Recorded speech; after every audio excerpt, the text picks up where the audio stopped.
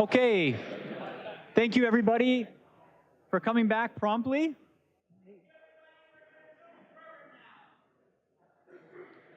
So our next keynote speaker is Father Gene Gove, and I've had the privilege, Father Gene, I'm going to do this to you because I know you won't do it to yourself.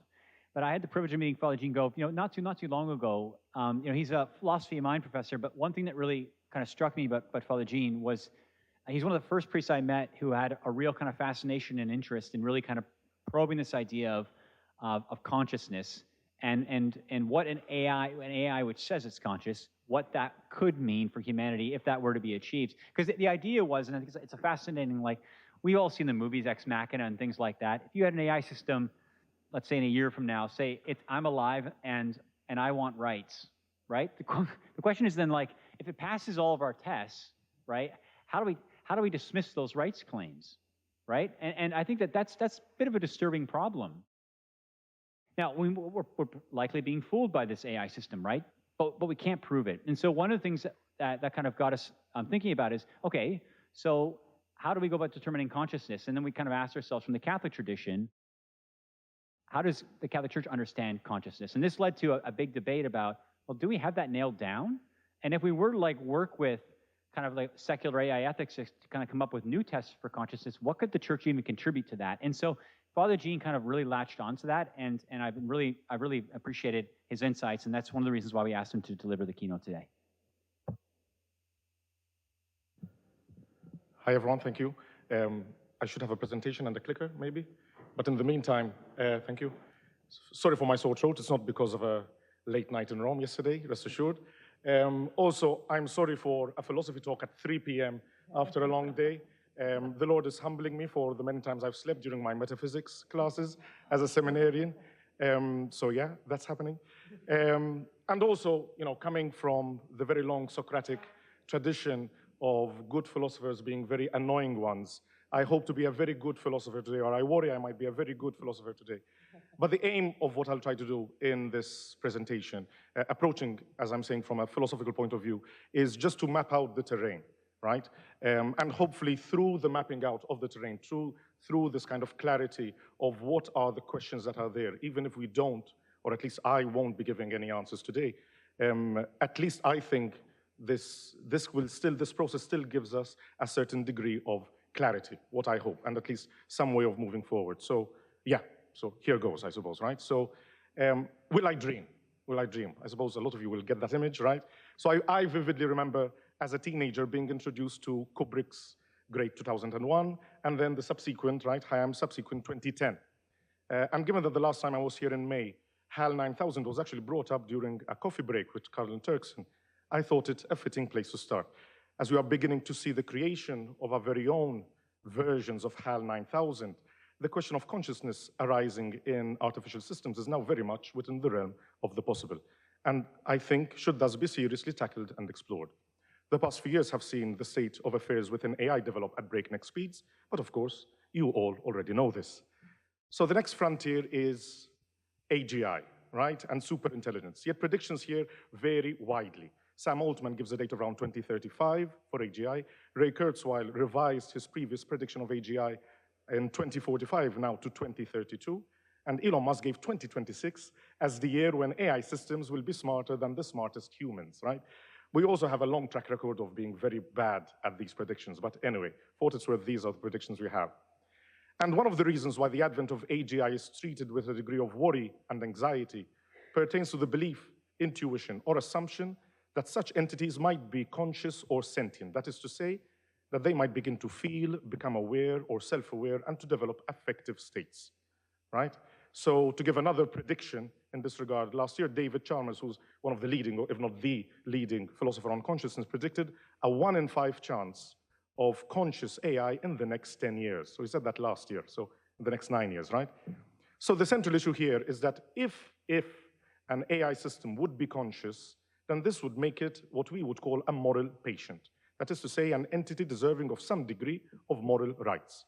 Furthermore, there are other ethical and anthropological questions that arise in the case of conscious AI, which have very wide societal implications. I'll leave that to your own imagination, but I think we can think of like 1,000 in a second, right? So the very first claim I would like to make here is that we should view the question of artificial consciousness as separate and distinct to that of the question of AGI or superintelligence. As I'll try to show, a breakthrough in one area will not necessarily imply a breakthrough in the other, but I'll get to this later on. So I'll divide my presentation into 3 questions, because we'll have questions, right? So the first is the semantic question. You could call this the ontological question if you want. What do we mean by artificial consciousness? The second question is the epistemological question. How can we recognize artificial consciousness if we were to, come before us, right? And the ethical question, what should we do about it, right? The title is also called, of the presentation, is Artificial Consciousness, a Catholic Approach, right? So what makes this approach a Catholic approach? So I think there are these 3 commitments, right? In all our endeavors of research and design surrounding the question of artificial consciousness, but arguably, I believe, in every other aspect of technological advancement, 3 commitments must be adhered to and upheld in every step in order for any advancement to be considered as genuine progress and distinctly Catholic. The first is a commitment towards action, be it research or implementation, that is always scientifically informed. As we approach the Jubilee year, next year, let me recall what Pope John Paul, himself a philosopher, might I add, stated about the importance of science in the Jubilee of 2000, right? So I apologize for the long quote. The Church has a great esteem for scientific and technological research, since it is a significant expression of man's dominion over creation and a service to truth, goodness, and beauty. From Copernicus to Mendel, Albert the Great to Pascal, Galileo to Marconi, the history of the Church and the history of the sciences clearly show us that there is a scientific culture rooted in Christianity. It can be said, in fact, that research, by exploring the greatest and the smallest, contributes to the glory of God, which is reflected in every part of the universe. Right? So I think this is, great. The second commitment is to act in such a way as to exclusively promote the flourishing of all and to contribute to the common good of society, both globally and locally. All progress and development must have this one aim, to quote Veritatis Caritas in Veritate, Pope Benedict, the truth of development consists in its completeness, he says. If it does not involve the whole man and every man, it is not true development. And the third commitment is to make use of the material resources and artifacts at our disposal through a style of domination that is characterized not by a spirit of exploitation, but by one of stewardship, cognizant of the shared responsibility we all have to leave the world in a better state than we found it. These 3 Catholic commitments shall be implicit in what at least I have to say here. So let's get to the meat of it, right? The semantic question. What do we mean by artificial consciousness? There are here in this issue, I think, 2 issues that need to be disentangled. The first pertains to what we understand by the word consciousness, while the second pertains to how does this concept of consciousness map on or relate to other concepts in the vicinity. So let's start with the first question. What do we understand by consciousness? Rather, a more precise question would be to ask, which type of consciousness is important and relevant to this context? An entity can be conscious as opposed to being unconscious, right? So in the sense of being asleep, being in a coma, or being dead. But obviously this reading of consciousness is not really important to this present debate, right? A more pertinent understanding of consciousness is what is generally termed as affective phenomenal consciousness. Don't worry, take a deep breath, right? So by phenomenal consciousness, right, let's break it down. We refer to the subjective feeling or awareness of different experiences, such as seeing a sunset, enjoying a glass of wine, or listening to Beethoven's Fifth Symphony, right? Because we are conscious, these experiences all have a distinctive first-person experience to them. The way I experience a glass of wine is different than the way you experience a glass of wine. Too different from the label at the back, with hints of chocolate and tannins of orange or whatever. Anyway, So like, who wrote these things, right? So that's phenomenal consciousness. And what's the affective part? The term affective here means that such experiences are not only experienced, but they are experienced as desirable or not. And here pain is the prime example of an affective phenomenal state. Entities that exhibit this affective phenomenal consciousness, I'll just say consciousness now, because it's a mouthful, are generally termed as being sentient, right? So if an entity has this affective phenomenal consciousness, it is sentient. This is the type of consciousness that we generally associate moral patienthood with, right? So if you have this type of consciousness, generally there should be some sort of rights. If I were to kick a rock here in front of you, nobody would bat an eye. If I were to, kick somebody, you'd be like, Father, you shouldn't do that, right? So, yeah. So there are two caveats before we proceed. The first is that were an entity to be sentient, this would not entail that it would be self-aware, right? I apologize for the confusion, right? So sentient does not mean self-aware. While self-awareness, as it is understood so far, along with other capacities like metacognition, you know that you're thinking about something, require an entity to be conscious, the converse is not necessarily true. The second caveat is that we must be aware that so far, we only have one solid exemplar of consciousness to run with, our own, right? So pinning down a definition of artificial consciousness is made even more difficult given that whatever perceptual or cognitive experiences an AI entity might undergo, if this is possible, there is a chance that these will be significantly, qualitatively dissimilar to ours. There's a famous philosophy paper called What Is It Like to Be a Bat? And we have no idea, right? Equally so, what is it like to be a sentient AI machine? Yeah, who knows, right? So this brings us to the second question. How does this consciousness, right, affective phenomenal consciousness, relate to the other concepts such as intelligence, life, and soul? So this problem is further exacerbated given that philosophers, theologians, scientists, and technologists all seem to use these words intending or referring to slightly different things. I'm working on another project right now on an AI glossary, right, with the University of London and University of Hong Kong, trying to get philosophers to write terms out as a dictionary for technologists. So at least we can be on the same page on what do you mean by the words you're using, right? Before we speak about ChatGPT meaning what it says, we have to know what we mean by what we say. But anyway, so yeah, the first distinction that should be drawn from these three concepts is between consciousness and intelligence. So intelligence, again, what do we mean? Here, at least, I will roughly understand it as to be, some basic complex of reasoning and understanding capacities. So within analytic philosophy, which is kind of the school of thought I come from, these concepts have long been considered distinct, intelligence and consciousness, right? It is generally the case that consciousness tends to be found in entities that are intelligent, and there is a whole field of study about this, for example, in animal consciousness to try and, again, disentangle the two. But this is not necessary, right? To further illustrate the point, arguably one of the central questions in philosophy of mind is the relationship between intentionality, kind of like intelligence, and consciousness. Philosophers working on consciousness have presented numerous thought experiments related to entities that exhibit the same intelligence as humans, but without being conscious. We have a technical term for these entities. We call them philosophical zombies, right? So we weren't really creative in the names, but yeah. So a philosophical zombie is theoretically an entity that is as intelligent as we are, but not conscious. So it might remind you of something, right? Very good. So as I mentioned at the start, this should already be enough to suppress any mistaken assumption that the advent of AGI entails the existence or the advent of artificial consciousness. Consequently, we should not assume that an AGI system automatically deserves the moral rights typically granted to conscious beings, at least not without thorough investigation and careful consideration. There are, however, as you can see on the board, two other concepts which I believe are also very much related to consciousness, life and soul. Why? So as regards, let's begin with life. The main motivation for having a discussion on consciousness and life is the fact that so far, to our knowledge, the only entities which exhibit consciousness, or at the very least, which we have a strong suspicion that are conscious, are also things that are alive. Unless there's this weird view of panpsychism that everything is conscious, but yeah, anyway, whatever.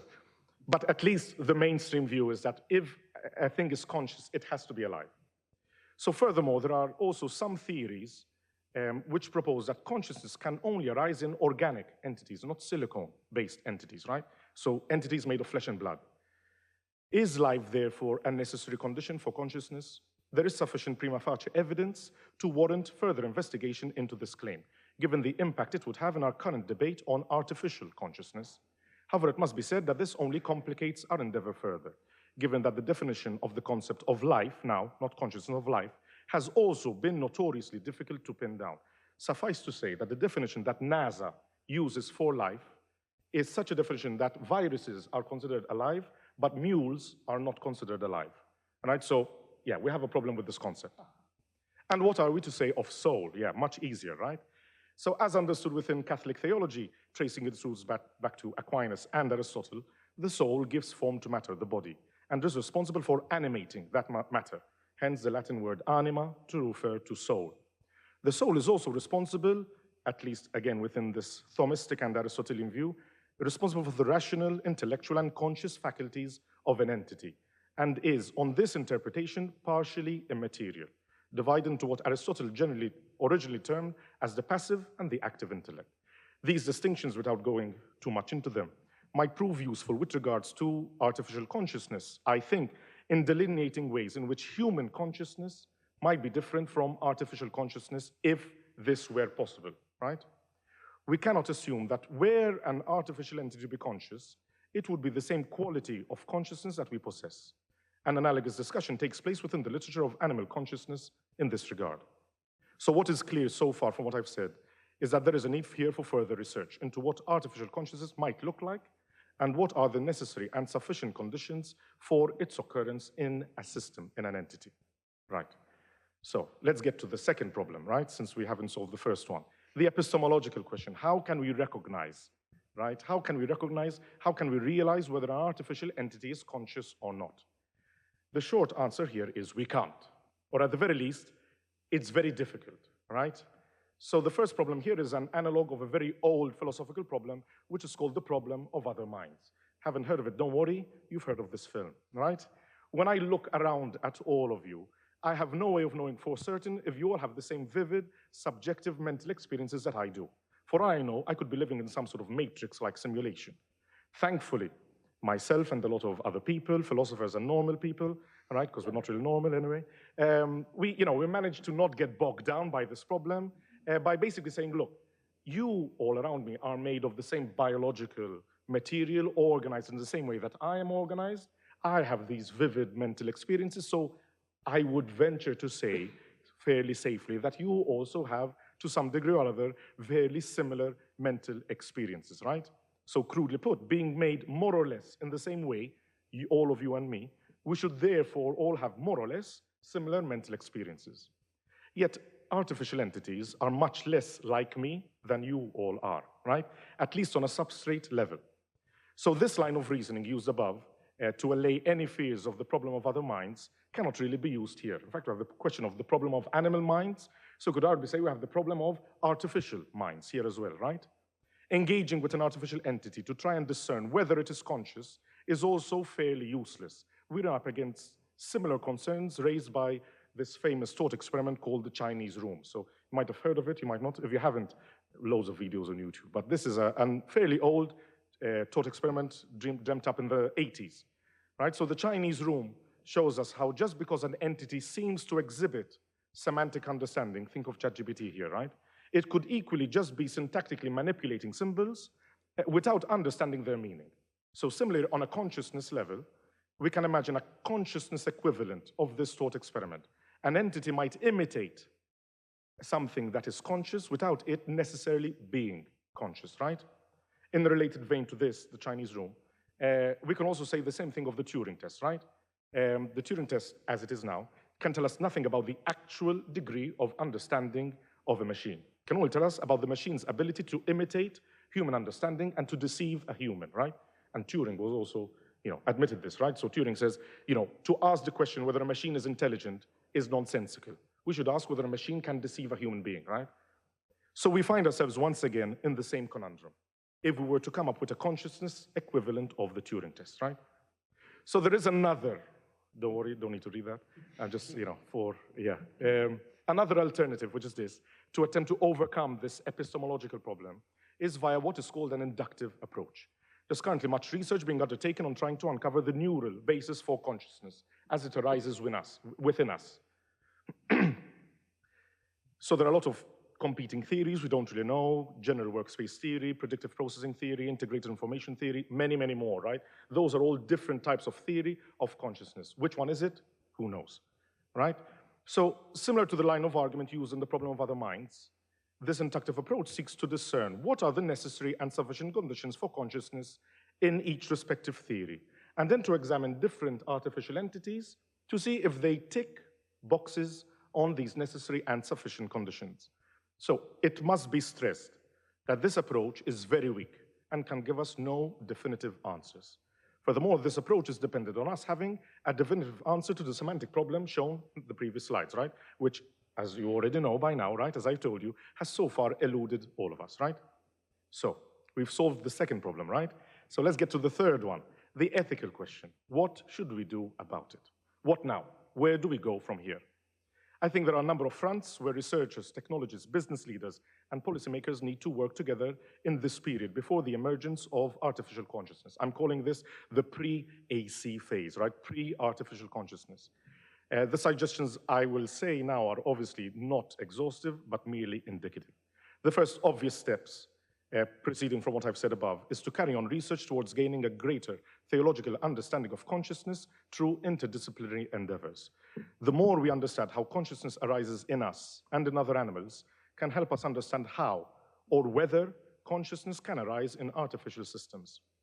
Alongside this, ways of overcoming or at least making some headway in the epistemological problem should also be a priority. Further to these, I believe there are ethical norms, procedures, and protocols which the technical community should continue, or in some instances begin, to put into place and to implement.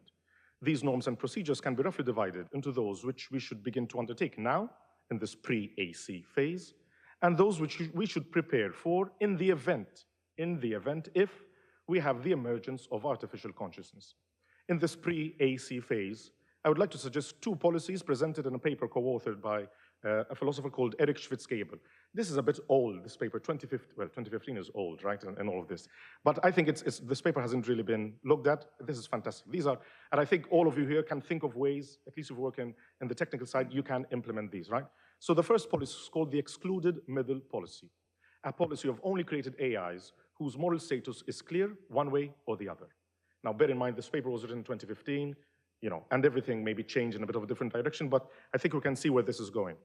And the more, maybe, I think, pertinent example, right? And as you're reading this, think of ChatGPT, think of your, house Roomba robot that you've named, right? We should generally try to avoid designing entities that don't deserve moral consideration, but to which normal users are nonetheless inclined to give substantial moral consideration. Conversely, if we do someday create genuinely human-grade AIs who merit substantial moral concern, it would probably be good to design them so that they evoke the proper range of emotion responses from normal users, right? So design an entity depending on its moral status, right? Obviously, easier said than done. So what these two policies, as examples, only as examples, underline is that the emergence of artificial consciousness has significant implications, not only for the artificial entities themselves, but for the wider society, for all of us, right? And users. We are already observing a loss of certain moral and interpersonal skills through the misaligned use of certain AI tools. Father Michael Baggett's presentation this morning highlighted a lot of these. The advent of conscious AI will only exacerbate the matter, directly contravening our original commitments of working towards the flourishing of humanity and in a spirit of stewardship. Given this, therefore, design of AI systems should seek to follow these two policies in order to safeguard society as well as to safeguard any potentially conscious AI systems. Furthermore, what these policies imply is that ethical reflections and safety considerations should not be considered and dealt with after the development phase as a post-development mitigation, this was mentioned in the previous presentation, but rather during and alongside the development and design phases. I am aware that this process already takes place in some companies and fora, but my personal exhortation would be to make efforts to integrate this as a standardized practice throughout the industry. The other set of norms pertains to what should we do in the event of an entity exhibiting something that looks like consciousness. We must be prepared on how to deal and treat such systems and how to communicate this information to the wider society in a safe manner. Emergency protocols should be in place to isolate systems which seem to exhibit consciousness in order that they be properly examined and treated accordingly. Furthermore, we should have rigorous ethical guidelines in place on how to manage such systems and how to decide whether or not they can or should be deployed in certain contexts. It is obviously practically impossible to prepare for every eventuality, given our lack of clarity as to whether, when, and how artificial consciousness might present itself. But we can and should have standardized guidelines on the issues raised above, which are agreed upon and adhered to by all the relevant stakeholders. To conclude, I find it interesting that in the film, in 2010, Dr. Chandra is twice asked the question, will I dream? At the start by Sal, 9000, right, the counterpart, and at the end by Hal. In the first instance, Dr. Chandra replies quite confidently. He says, of course you will. All intelligent beings dream. Nobody knows why. Perhaps you will dream of Hal, just as I often do. The second time, after the whole film, obviously, Hal asks Dr. Chandra, will I dream? And Dr. Chandra's answer is much more cautious. I don't know, right? So the current state of affairs in artificial consciousness is also characterized by a lot of I don't knows, right? But I take this to be a good attitude to approach this issue. The essential sine qua non that we need to do, I believe, is to continually adhere to the commitment set out at the start of this presentation of action that is scientifically informed, aimed exclusively at the flourishing and progress of all, and with an attitude of stewardship towards creation and created artifacts at our disposal. I'll conclude with this thought. Artificial systems, along with the rest of the technological artifacts that we have created and used as a species over millennia, remain tools for our use and benefit. Not just tools, as we have been repeating today, but tools nonetheless. But they should not only be used in a particular manner, they should also be treated in a particular way as well. During a meeting I had here in Rome last March of the AI research group in the Dicastery for Culture and Education, a colleague shared a quote which I would also like to share with you, taken from all places from the rule of Saint Benedict. So Benedict, a man to whom we can attribute so much of our current culture, civilization, and knowledge, writes in chapter 31 on the duties of the master cellarer, right? The monk in charge of all the material needs of the monastery, from food to ladder to everything, right? So the most important person after the abbot. Abbot looks after the spiritual stuff, he looks after the material stuff. Benedict writes this: he will regard all utensils and goods of the monastery as sacred vessels of the altar. Conscious or not, maybe this should be our attitude also with regards to the utensils we have at our disposal today. Thank you very much.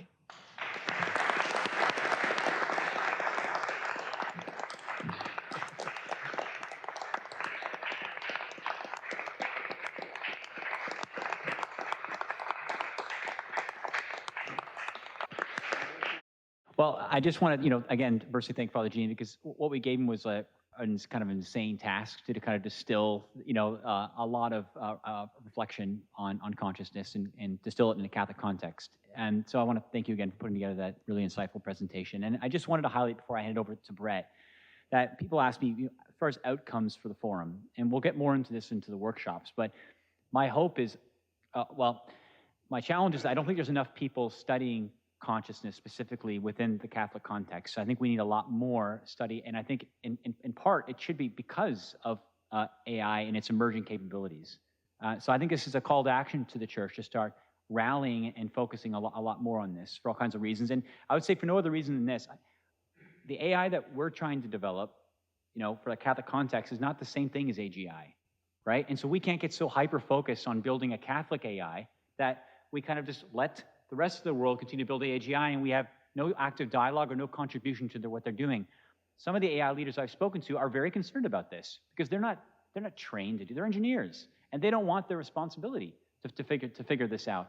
But again, we have to establish an active dialogue. But to do that, we have to meaningfully understand the issues they're dealing with in order to have a proper, meaningful engagement. So people like Father Gene who are taking this on, I think, are very important. We need to get them together, and I'm hoping this will eventually culminate in some kind of, I shouldn't say definitive, an important new work on consciousness from a Catholic perspective that could start a very important dialogue with the AI community. And with that, Brett.